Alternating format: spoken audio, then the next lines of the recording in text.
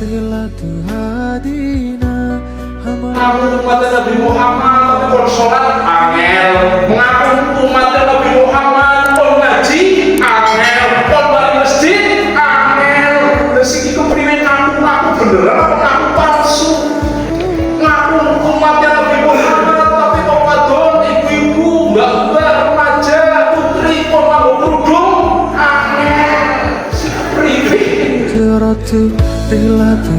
Pertama adalah Islam, syariat Islam.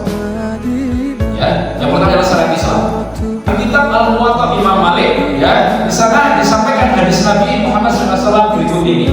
Taraktu fikum amroini, telah aku tinggalkan, telah aku wariskan, ya, kepada kalian dua perkara. Lam tadilu ma tamassaktum bihima. Kalian tidak akan pernah tersesat selamanya selama kalian berpegang teguh kepada dua perkara ini. Apa itu?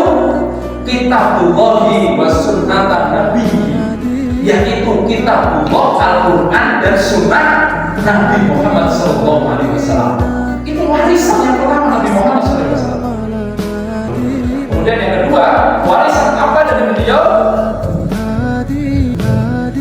Warisan yang kedua adalah para ulama, warisnya para nabi. Dan nabi ketika itu wafat tidak mewariskan dinar dan dirham, tidak mewariskan uang emas dan uang perak, tetapi nabi itu wafat mewariskan ilmu. Dan ilmu itu yang membawa, yang menyampaikan itu adalah para ulama, para guru. Para ulama lah yang mestinya itu paling takut kepada Allah. Sebagaimana Allah sampaikan, ya, di dalam Al-Quran itu innama yakhshallaha min ibadihil ulama. Sesungguhnya orang yang paling takut kepada Allah adalah dari kalangan para ulama. Ulama itu ada dua, ya, ulama khair, ulama yang baik, ulama akhirat, dan ulama yang syar, ya, ulama yang buruk, ulama yang cinta dunia. Nah, ini kita tidak mengikuti ulama yang buruk, ulama yang cinta dunia, bukan, tapi kita mengikuti ulama yang baik. Itulah ulama yang menjadi pewaris para nabi. Yang ketiga, yang terakhir, Rasulullah SAW mewariskan kepada kita yaitu al-khilafah. Apa itu al-khilafah? Dan disampaikan oleh baginda Nabi, warisan yang ketiga ini al-khilafah itu dalam sebuah hadis rawahu Muslim. Nah, di sini disampaikan kanat Banu Israil. Jadi dahulu Bani Israil itu tasusuhumul anbiya. Dahulu Bani Israil itu dipimpin, diurus oleh para nabi. Kullama halaka nabiyun khalafahu nabiyun. Setiap nabi meninggal diganti oleh nabi berikutnya. Wa innahu lanabiyya ba'di, dan sesungguhnya tidak ada lagi nabi sesudah. Nah, terus sing ngurus umat siapa setelah nggak ada lagi nabi sesudahku? Kemudian Nabi bersabda, wasatakunu khulafa.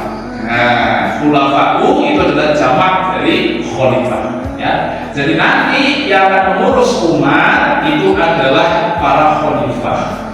Kata khalifah ini juga kita dapati di surah ya Al-Baqarah, yaitu khalifatul ilman. Ya, kita pernah mendengar ayat ini. Wa iz qala rabbuka lil malaikati inni ja'ilun fil ardi khalifah. Ya, ingatlah ketika Tuhan berfirman kepada malaikat, ya, sesungguhnya aku hendak menjadikan seorang khalifah di muka bumi ini. Yang dimaksud dengan khalifah itu adalah yakhlufuni fi tanfizi ahkami fiha, ai fi ajra'i ahkamihi wa tanfizi awamirihi bainan nas wa siyasatil khalqi. Jadi yang dimaksud dengan khalifatul fil-ard itu adalah orang yang menggantikan aku dan mewakiliku dalam melaksanakan hukum-hukum Allah di muka bumi. dalam mengurusi manusia, dalam mengurusi urusan-urusan banyak manusia itu dengan hukum-hukum Allah, memerintah manusia dan juga dengan hukum-hukum Allah. Dahulu para khalifah itu adalah para nabi.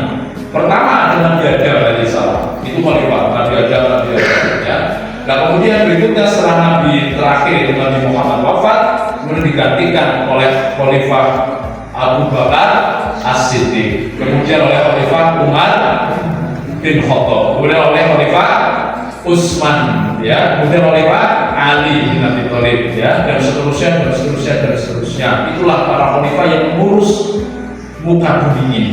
Kita wajib pula menghormatinya, mengagungkan dan kita tunaikan, ya.